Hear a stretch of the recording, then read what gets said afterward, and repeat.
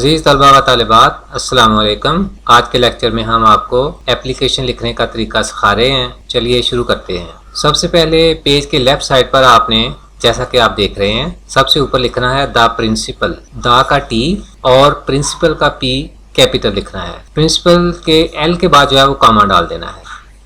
कैसे? द का टी और प्रिंसिपल का पी कैपिटल लिखेंगे और एल के बाद कॉमा डाल देंगे। इसके बाद अगली लाइन में गवर्नमेंट कॉलेज, तो गवर्नमेंट का जी और कॉलेज का सी कैपिटल लिखेंगे और कॉलेज के बाद कॉमा डाल देंगे। इसके बाद तीसरी लाइन में ए बी सी, चूँकि ये बोर्ड पैटर्न है लिहाजा हम शहर का नाम नहीं लिखेंगे, कॉलेज का नाम नहीं लिखेंगे, तो उसकी बजाय हम फर्ज कर लेते हैं कि उसका नाम ए बी सी है।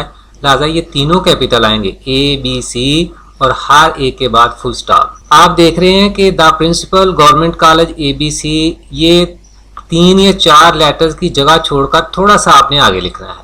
ये आप देख रहे हैं, ये तीनों जो द प्रिंसिपल, गवर्नमेंट कॉलेज और ए बी सी है, तीनों लाइनें शुरू में 3 या 4 लेटर की स्पेस छोड़कर जो आगे लिखी गई हैं। इसके बाद फोर्थ लाइन में आपने सब्जेक्ट लिखना है और सब्जेक्ट का एस कैपिटल आएगा।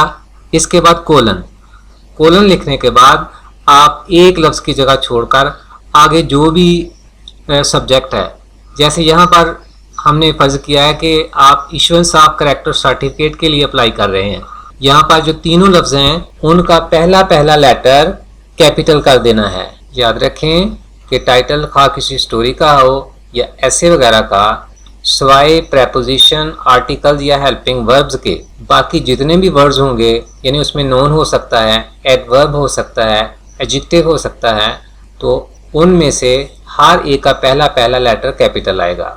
लेकिन अगर प्रेपोजिशन हो जैसे ऑफ, तो इसका स्मॉल आ सकता है।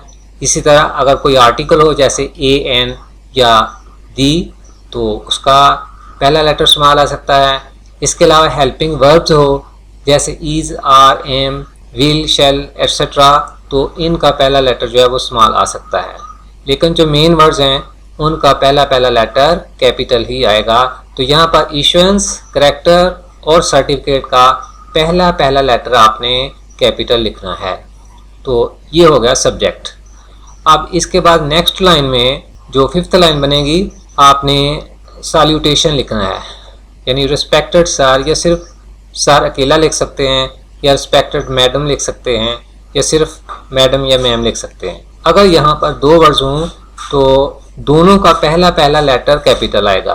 देख रहे हैं आप कि रिस्पेक्टेड का आर और सर का एस जो है वो कैपिटल है। अच्छा, सर के बाद जो है वो कॉमा पुट कर देंगे।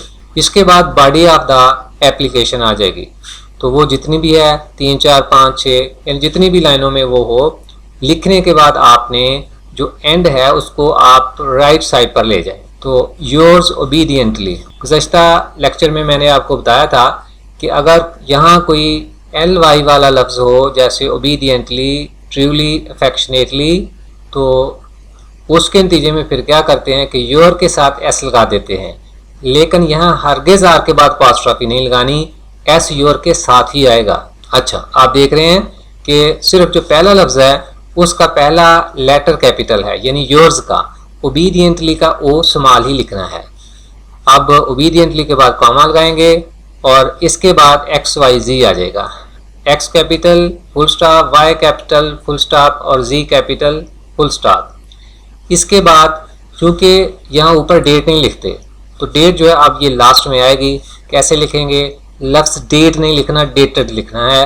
तो डेटेड लिखने के बाद जो है वो कोलन पुट करेंगे।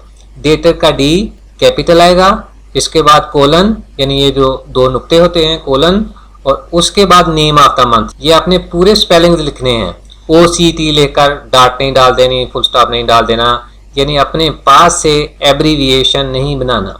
तो अक्टूबर हो, दिसंबर हो, मार्च हो, अप्रैल हो, जो कुछ भी हो, उसका पहला लेटर कैपिटल लिखेंगे।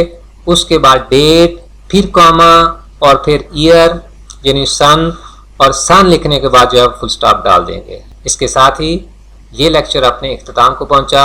इंशाअल्लाह अगले लेक्चर के साथ एक बार फिर हाजिर होंगे। तब तक फी मानिल्लाह। अस्सलामु अलैकुम व रहमतुल्लाह।